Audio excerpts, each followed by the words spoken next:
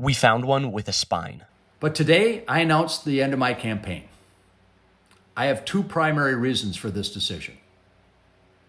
Number one, I cannot support the National Republican's stated retribution on the citizens of our state, nor can I count myself a member of a party that would do so. Chris Madel, the Republican candidate for Minnesota governor, has just announced that he is dropping out of the gubernatorial race, saying that he is disgusted with the GOP's response to ICE in his state. He has released an over 10-minute long video talking through his decision-making process and why he is dropping out of the race. So we're going to take a look at all of that. So there's a lot to get into, so let's jump into it right now. I support the originally stated goals of Immigrations and Customs Enforcement's Operation Metro Surge in locating and deporting the worst of the worst from our state.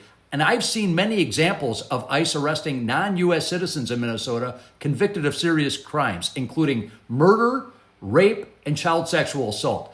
No reasonable person should want these people here, and I am glad that they are gone. Yeah, I think we're all glad, right? Like those are not good things, right? Those are not good people. They should be, put to justice, put in the prison system, or, not in the country if they are here without paperwork, right? However, the way that ICE vast majority of the time catches these worst of the worst criminals is they're not patrolling the streets just finding them when they ask for papers, right? They're not patrolling down the road. They stop a guy who happens to be speaking Spanish and then they're like, "You're a murderer. Okay, let's go." Like that doesn't happen. The way that ICE actually finds criminals is they go to jails, right? They go to jailhouses, they go to prisons inside the state because the police have already done their job and have caught a criminal, and then ICE comes and deports them if they are here without proper paperwork. So that is the way that ICE actually catches the worst of the worst, right? They're not doing investigations themselves, right? I mean, we've seen them; they're not the brightest. But seriously, that is mostly how it's done here, right? But again, if there's people in this country who are doing the worst of the worst crimes that he's talking about here, which again, most of the people we've been seeing getting detained are just innocent people, innocent abuelas speaking Spanish, or just American citizens, just walking down the road. But the worst of the worst should not be here. Can't disagree with him on that, right? All right, let's continue. Operation Metro Surge has expanded far beyond its stated focus on true public safety threats. True. United States citizens, particularly those of color, live in fear. United States citizens are carrying papers to prove their citizenship. That's wrong. ICE has authorized its agents to raid homes using a civil warrant that need only be signed by a Border Patrol agent. That's unconstitutional and it's wrong. Weaponizing criminal investigations against political opponents is unconstitutional, regardless of who is in power. Can't disagree with him there either, right? I mean, he's kind of hitting it right on the money here. He sounds like a woke lefty in this moment, honestly, because ICE actually, 100% does not have the right to enter your home. We've heard this time and time again. They need a warrant signed by a judge to enter your home, and then we've seen internal memos coming out that no, actually, we're just going to give them warrants that have been signed by any ICE agent, and they can come in or whatever it may be, right? That is not the law. That is illegal. That is a constitutional violation, and ICE has been completely pissing on the Constitution this entire time. So he is, again, 110% correct here. No notes. Driving while Hispanic is not a crime. Either is driving while Asian. Yeah, I would hope so. I mean, I don't look it, but I am half Puerto Rican, so that would be unfortunate if driving while Hispanic was a crime. And under ICE, it seems to be. At the end of the day, I have to look my daughters in the eye and tell them I believe I did what was right. And I am doing that today. Now, the second reason I'm ending my campaign is that I am, above all else, a pragmatist. And the reality is that the National Republicans have made it nearly impossible for a Republican to win a statewide election in Minnesota. It is a simple fact. Yeah, it would be pretty damn hard when everyone absolutely despises your party right now. It would be pretty hard. But I want to bring it back a little bit to what he was talking about with his daughters there, where, I think that this was a pretty genuine moment that we're seeing from him, right? Where he's like, I need to be able to look my daughters in the eye and say I did the right thing, right? And, maybe his daughters have different views than him or see, the situation and they see it for what it is this terrible thing. And seeing a dad, a father, and also a lawyer, someone who understands the law, actually stand for something, being a part of the Republican Party is, hey, credit where credit's due, right? And also, on top of all that, I think it would be pretty damn hard to win an election in Minnesota right now, especially when your law enforcement is literally, not giving treatment to people who have been shot and killed by the Gestapo force running your state, who is at the behest of the Republican president who is pushing all of this onto your state. So yeah, not a great look, and definitely not election-worthy material. In this next section, he bootlicks the president a bit. Expected. It's all right. They talk a little bit about he talks a little bit about Gaza and the president's reactions there, and says that his ceasefire was great, but Trump plans to put a resort there. So let me know how that's defensible for sure. He then thinks that Trump's dealings on NATO are great. Classic Republican defending Trump stuff. However, the video's online. Please go look at it. Just for the sake of time, I'm going to skip over that. Not because I think that I'm going to get owned in the marketplace for not sharing his ideals here, but literally just because this is an over 10-minute long video and we don't want this to go on for too long. Now, with that said, Operation Metro Surge in Minnesota has been an unmitigated disaster. True. Make no mistake, Republicans in our state have also screwed up. Minnesota House Republican leadership, including 2 of the Republican candidates for governor, have done nothing to properly investigate Minnesota fraud.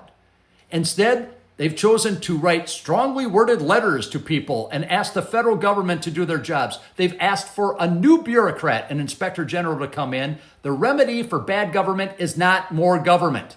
It's true. It's good government. It's government that actually works for the people, right? And I think that me and him may have a little bit of a different angle on how we actually fix the problem here. But I do agree with him that the fix for government is not more government. It's properly funding the government, installing more people. So actually, honestly, I guess my idea for a better government is to make it a little bit bigger, but that is to make it more efficient and actually adequate at supporting people rather than the billionaires.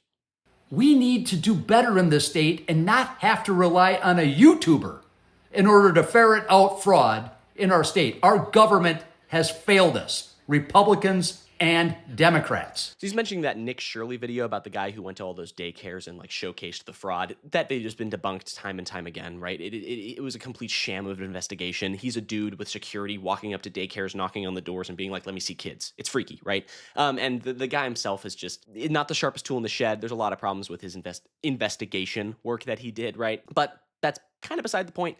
In all honesty, the state knew about these things in general in the first place, and putting more eyes on it has only caused more and more issues, and it has caused the death of 2 American citizens. So all across the board, definitely not the best not the best thing that happened here. Again, for the sake of time, he then talks about being a lawyer and how it is important to defend our laws and be, a constitutional scholar and have access to attorneys, which I am all 100% for. And then he mentions this. This month, I helped the ICE agent Jonathan Ross fill out a form to obtain U.S. Department of Justice legal representation if he's ever sued or charged with a crime. I did this just like I have helped hundreds of other people find good lawyers, including on immigration matters. Yeah, okay. So he's not all sunshine and rainbows, right? He did help Jonathan Ross find a lawyer. Now, I've been seeing some misinformation online saying people are saying this is Jonathan Ross's lawyer or he is representing him. That's not the case. He is helping him find a lawyer and is signing a thing basically saying he will have access to adequate legal counsel. So again, not the best, but it is what it is. And there is something to say here, right? That everyone deserves an attorney, right? It's literally in the Constitution, right? You have a due cause to have representation, right? And that's why we have public defenders. That's why we have counsel. That's why we have the legal system in general. And I think that is an important case here, that I believe that everyone has the right to counsel, right? Even someone like Jonathan Ross, because that is how our legal system works, right? Even the worst of the worst, they deserve counsel. They deserve a proper day in court, because we need to make sure that everyone has counsel, because then we get into situations like we are right now, where there are people being detained, violently arrested, deported without due process. Everyone deserves due process, and that matters on the right and the left, right? This shouldn't be a political issue, but unfortunately it is. So even though Jonathan Ross, not a great dude, I hope he gets justice. He does deserve a lawyer at the end of the day. He then finishes up talking about how, he got Jonathan Ross a lawyer. He believes in everyone having a lawyer and everything like that, and due justification. Again, skipping ahead for time's sake, but I wanted to tell you that for clarity. Again, the video's out there. Please go watch it. I'm not trying to hide anything from you. Just making it clear. Okay, but let's pick up right here. One final note. I ask all Minnesotans to please do more to respect and thank our state and local law enforcement officers, particularly those in the Minneapolis Police Department. We know that federal immigration operations have led to increased street-level activity, community disruptions, and complaints about tactics that affect the public trust.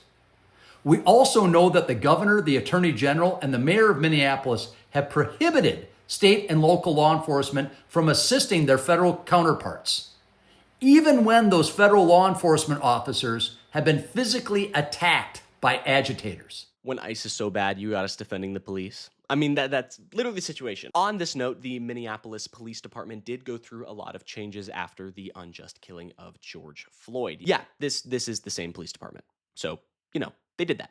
Just remember that. But yes, the police here are not the problem in this situation, right? They have been put in an insane position because of Trump, who supposedly loves the police, right? He loves his boys in blue. He loves law enforcement, and yet he's having his own personal law enforcement beat up and abuse some police officers in Minneapolis and Minnesota at large. So, there's a little bit of disparity happening there. But again, the police in this situation are in a very weird situation. For the most part, they're members of the community. They're trying to balance all of this together. We have bigger fish to fry in this situation. But yes, Minneapolis Police Department, fraught history, for sure, fraught history. But in this situation, right here, right now, ICE must go. So now we're going to take a look at his closing remarks here. I have it marked here because I want us to take a listen. So let's go. I again want to thank all who have supported me. I will never forget your help, your encouragement, and your service. I will also be returning every penny of the money contributed to my campaign. You should not have to pay for my decision to withdraw. So thank you. God bless you, and God bless Minnesota. I love that. I think that is a great way to end this whole thing, right?